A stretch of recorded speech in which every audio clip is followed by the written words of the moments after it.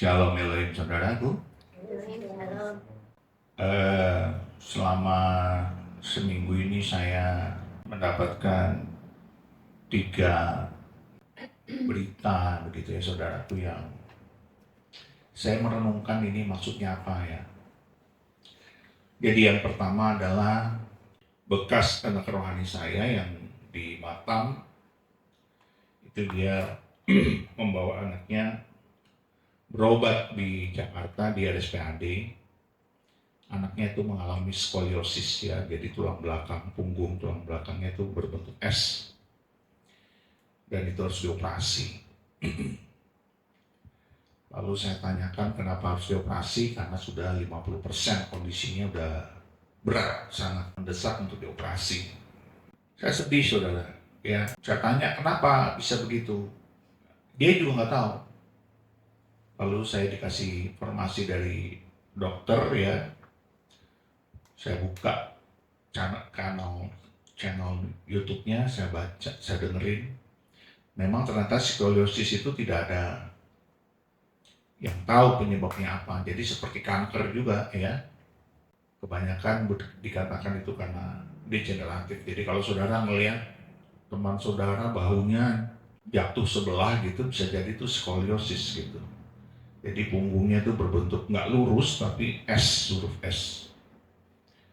Dan itu bisa membuat kematian kalau udah parah karena sesak nafas, susah bernafas. Lalu yang kedua, itu lagi dioperasi ya. Anak itu, anaknya umur berapa ya? 9 tahun apa? 7 tahun saya lupa. Lalu yang kedua, saya tadi malam kita kumpul-kumpul keluarga istri saya, ada kakaknya itu mengalami masalah di tulang punggungnya. Tulang punggung lagi saudara. Udah berapa bulan itu dia nggak bisa jalan, jadi pakai kursi roda. Tadi malam saya doakan, saya sedih karena tidak mendapatkan suatu pesan apapun dari Tuhan, dan saya melihat memang, mohon maaf ya, saya tidak mau menghakimi. Keluarga besar dari istri saya ini memang secara roh, waktu saya berdoa tidak mempunyai iman untuk yang mukjizat, iman untuk yang bangkit, iman. Saya sedih juga itu di situ.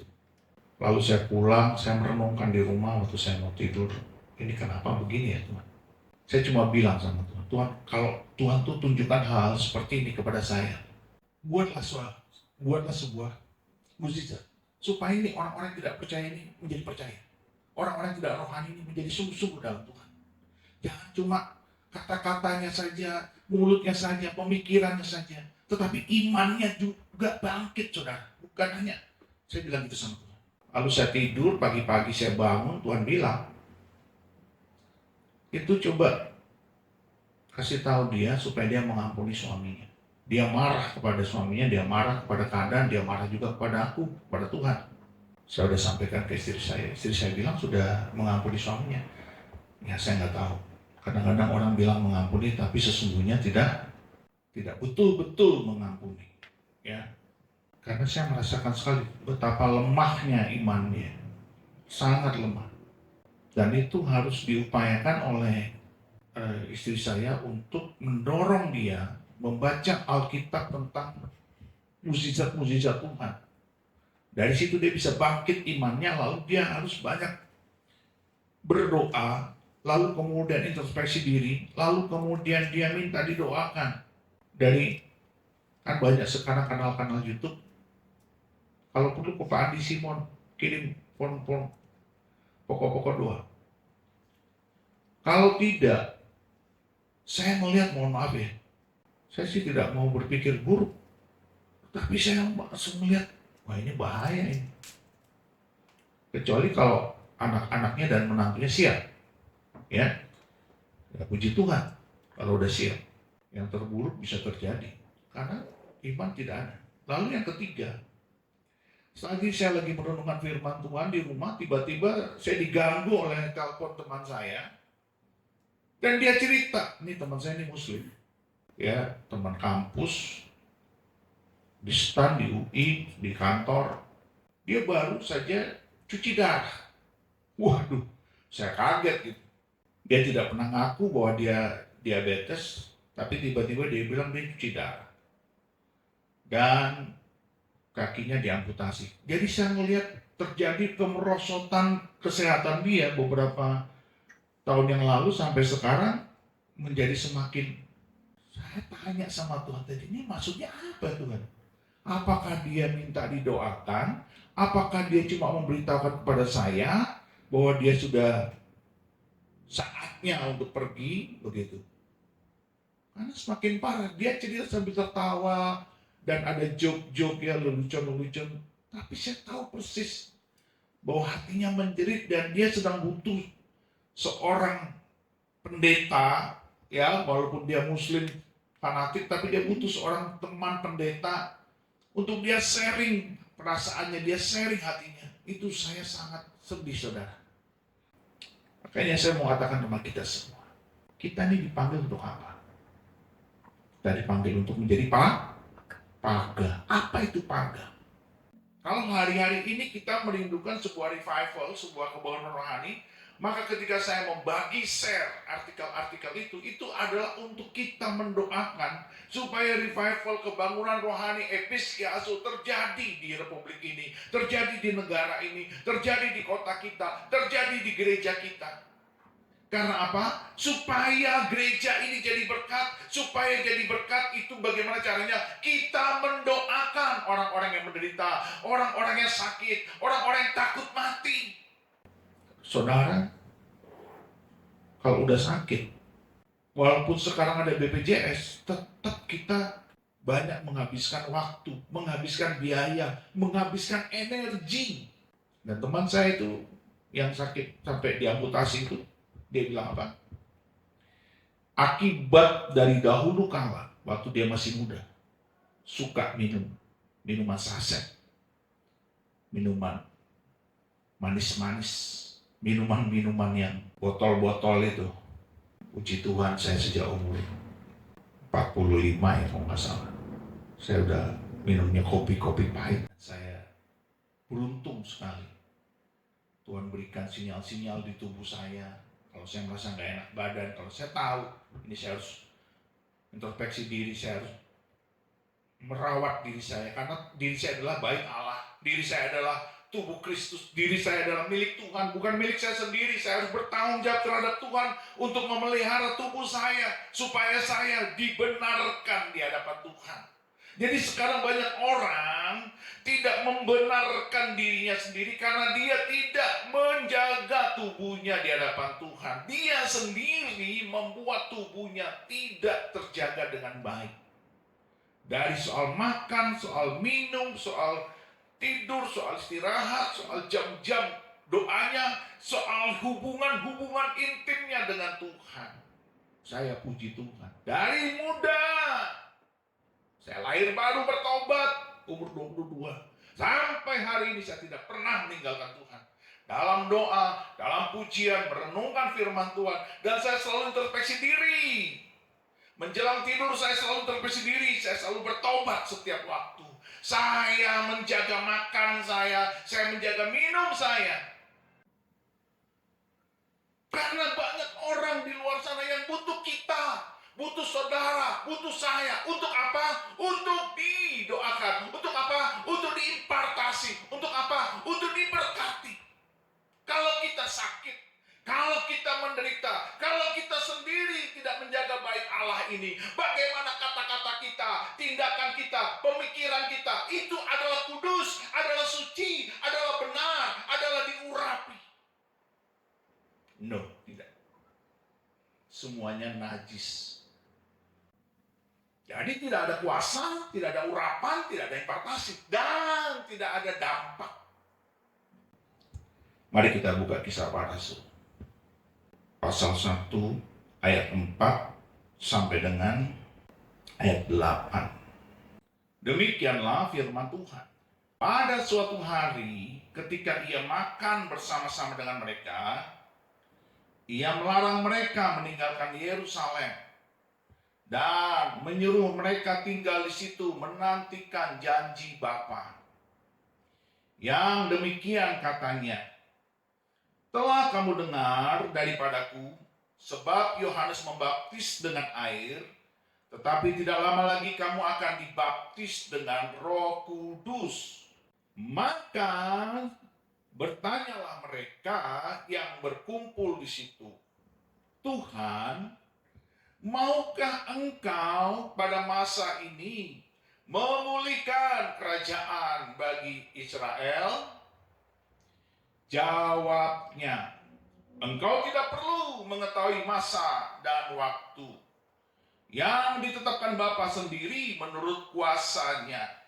Tetapi kamu akan menerima kuasa kalau Roh Kudus turun ke atas kamu, dan kamu akan menjadi saksiku di Yerusalem dan di seluruh Yudea dan Samaria dan sampai ke ujung bumi. Ketika para murid bertanya kepada Tuhan, bagaimana ini Tuhan? Apakah Israel akan dipulihkan? Apakah kerajaannya akan ditegakkan? Apakah kami ini akan mengalami sebuah pemulihan bangsa yang sedang carut-marut ini? Saudara lihat, Tuhan tidak peduli dengan politik. Tuhan tidak peduli dengan keadaan. Tuhan tidak peduli, tetapi Dia peduli apa? Lihat. Jawabnya, Engkau tidak perlu mengetahui masa dan waktu yang ditetapkan Bapa sendiri menurut kuasanya. Tetapi, langsung Yesus langsung mematahkan semua keinginan-keinginan duniawi itu, keinginan-keinginan politis itu. Lalu dia berkata apa? Tetapi kamu akan menerima kuasa kalau Roh Kudus turun ke atas kamu, dan kamu akan menjadi saksiku. Perhatikan saudara, Tuhan tidak peduli dengan masalah politik, tetapi Tuhan peduli kepada masalah jiwa. Karena setelah kita dipenuhi Roh Kudus, Dia minta kita bersaksi. Dia minta kita menjangkau jiwa-jiwa. Dia minta kita memberitakan Injil. Itu maksud Tuhan. Jadi kepenuhan Roh Kudus hanya tujuannya untuk bersaksi, memberitakan Injil, menjangkau jiwa-jiwa, menyelamatkan jiwa-jiwa. Karena semua jiwa-jiwa ini harus diselamatkan. Bagi mereka yang percaya, maka selamatlah mereka. Bagi mereka yang bertobat, maka selamatlah mereka. Tetapi bagi mereka yang tidak percaya, tidak bertobat, walaupun sudah diberitakan, walaupun sudah disaksikan, walaupun sudah diberitakan kabar baik, kalau nggak percaya, dia tidak akan diselamatkan. Jadi sebenarnya saudara lihat, kepenuhan Roh Kudus, dibaptis Roh Kudus, tujuannya untuk menyelamatkan jiwa, bukan untuk yang lain. Maka revival terjadi di Kisah Para Rasul. Di Kisah 2 pasal 4 ketika Roh Kudus dicurahkan, murid-murid semua tidak menyangka bahwa mereka akan mengalami revival. Tidak pernah. Dan ketika mereka tidak menyangka bahwa revival terjadi, apa yang terjadi? Gemparlah, gegerlah seluruh Yerusalem. Dan para murid yang tidak terdidik ini melakukan mujizat-mujizat yang luar biasa dan spektakuler. Tetapi itu bukan tujuannya. Segala tanda, segala mukjizat, segala keajaiban itu adalah dampak, itu adalah ikutannya. Karena firman Tuhan itu diberitakan, karena Yesus Kristus itu diberitakan, karena Injil itu diberitakan. Maka dampak ikutannya adalah kuasa Allah mengiringinya, kuasa Allah mengikutinya, kuasa Allah menjadikan tanda-tanda heran, mukjizat-mukjizat terjadi, keajaiban-keajaiban terjadi. Itu dampak ikutan. Maka dikatakan di kitab Matius, pergilah, beritakanlah Injil. Jadikanlah semua bangsamu muridku dan ajarkanlah semua yang telah ku ajarkan kepadamu. Tanda-tanda ini akan menyertai orang percaya. Mereka akan tumpang tangan, orang tua akan yang sakit akan sembuh. Mereka akan mengusir setan-setan dan menginjak ular kalajengking. Jadi itu karena ada kabar baik diberitakan, pasti dampak berikutnya ikutannya adalah kuasa Allah bekerja. Saudara, revival yang terjadi di Kisah Para Rasul itu pernah terjadi di Perjanjian Lama ketika Tuhan memerintahkan Yunus pergi ke Niniwe. Niniwe itu adalah bangsa Asyur, musuh Israel. Dan Yunus tidak berkenan Niniwe bertobat. Tetapi kehendak Allah adalah Tuhan mau Niniwe yang bejat, yang fasik, yang sangat penuh dengan kejahatan ini dilawat Tuhan. Saudara, tidak ada yang berdoa, tidak ada yang mendirikan syafaat, tidak ada yang berseru-seru kepada Tuhan. Tiba-tiba Tuhan melakukan intervensi. Tuhan turun tangan. Tuhan campur tangan untuk menyelamatkan Niniwe. Bayangkan saudara, betapa Tuhan kita itu penuh kasih. Bangsa yang jahat sekalipun, Dia mau selamatkan, sekalipun tidak ada orang yang mendoakannya bersyafaat bagi bangsa ini. Ada seorang nabi yang bernama Yunus, diperintahkan Tuhan untuk berkhotbah, memberitahukan kepada Niniwe supaya bertobat. Nabi ini tidak mau. Nabi ini malah murka, marah, dan benci kalau Niniwe bertobat. Saudara bisa lihat sekarang, tidak ada di sini peran kita, tidak ada di sini kesalahan kita, tidak ada. Tetapi itu hanya karena anugerah. Tuhan turun tangan, Tuhan intervensi, Tuhan ikut campur. Dan saudara lihat, ini kata Tuhan. Mari kita buka kitab Yunus. Ini ngeri banget saudara, tapi saya sangat senang dan saya sangat terharu. Keren banget ini, kisah ini. Ya, kita lihat Yunus 4 ayat 1 sampai dengan 4. Demikianlah firman Tuhan. Tetapi hal itu sangat mengesalkan hati Yunus, lalu marahlah ia.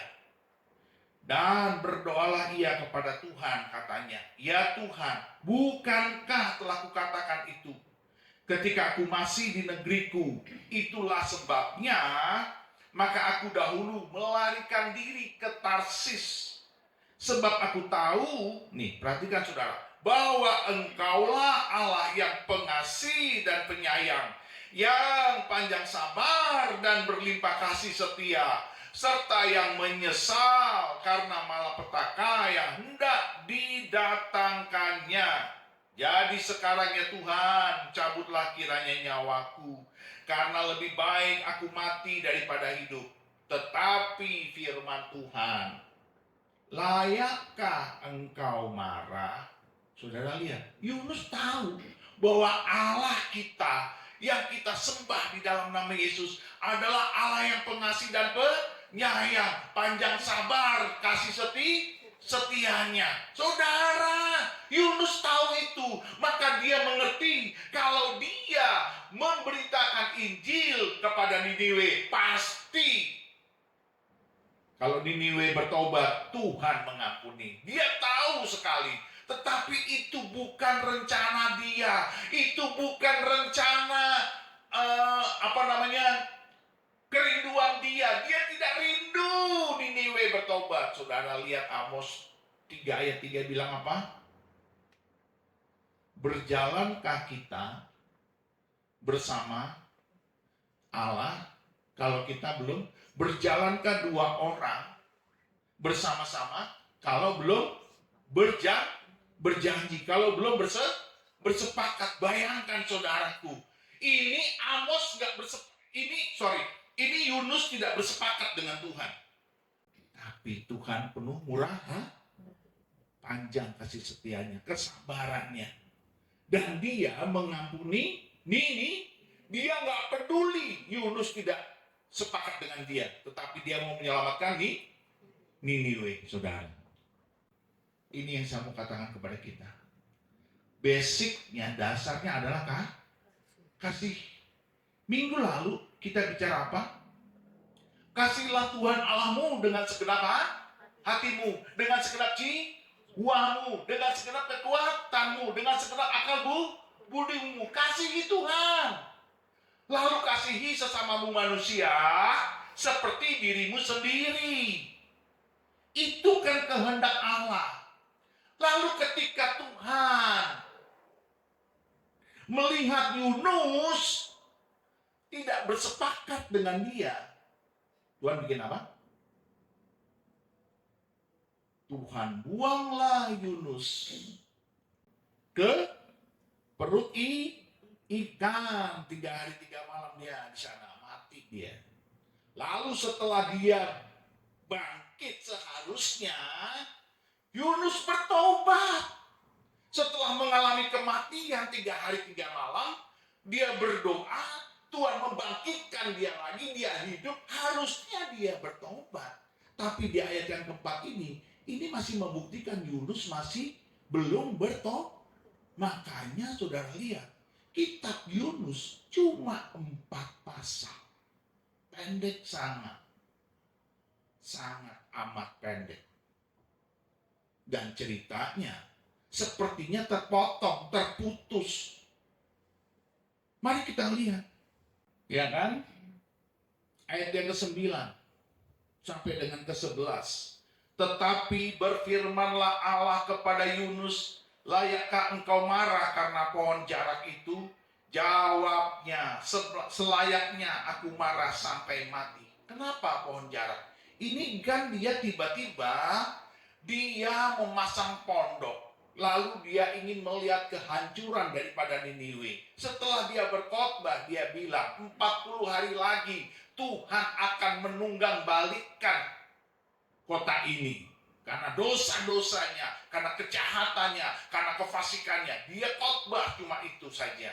Lalu dia pergi ke puncak gunung. Ya kan, dia bikin pondok, lalu dia duduk di situ, dia memandang ke kota Niniwe, apa yang akan terjadi? Bayangannya dia, Niniwe itu akan Tuhan lakukan seperti Sodom dan Gomora. Tuhan akan menghancurkan Niniwe, bayangannya dia. Tetapi karena Tuhan sayang kepada Yunus, Tuhan tumbuhkan sebatang pohon jarak untuk menaungi dia, supaya dia tenang, tentram, adem.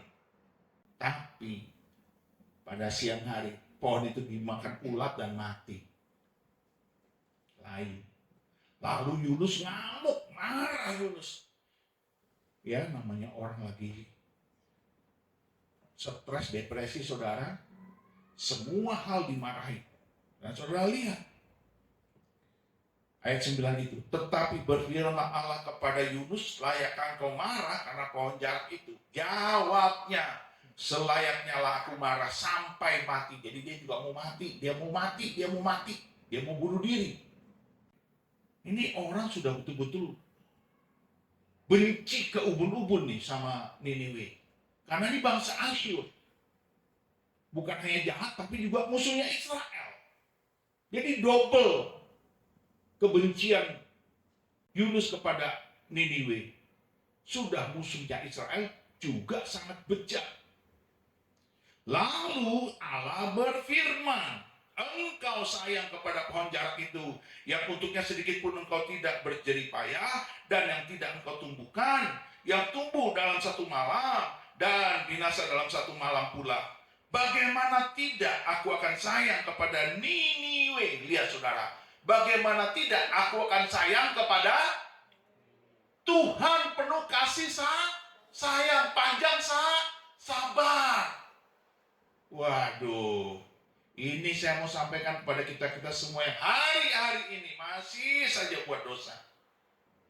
Segera bertobat. Mumpung Tuhan masih panjang sabar. Bertobat. Bagaimana tidak aku akan sayang kepada Niniwe, kota yang besar itu, yang berpenduduk lebih dari 120.000 orang, yang semuanya tidak tahu membedakan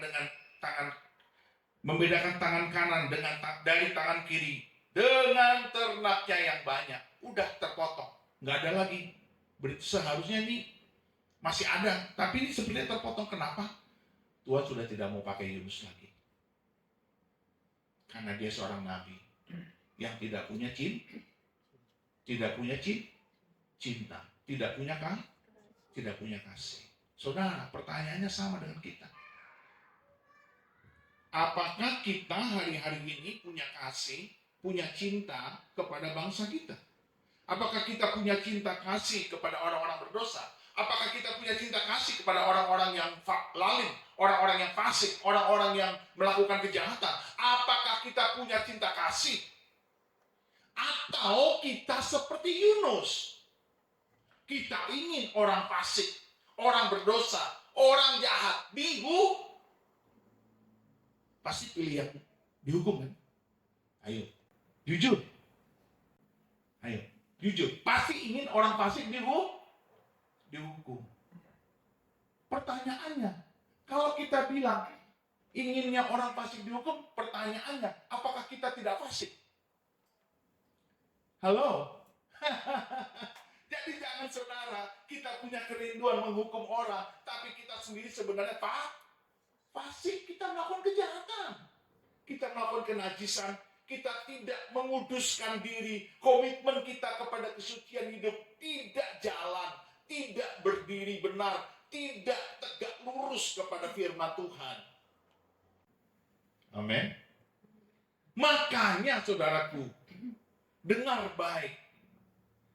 Tuhan kita ini panjang sabar, kasih setianya tetap selama-lamanya. Tetapi, apakah mungkin kita terus membiarkan keadaan kita yang tidak saleh, tidak suci, tidak benar di hadapan Tuhan sampai selama-lamanya? Kita tidak bertobat dan tidak lahir baru, kita tidak mengerjakan keselamatan kita dengan takut dan gentar. Iya apa tidak? Apakah seperti itu terus sampai selama-lamanya, sampai kita dipanggil Tuhan? Saudara,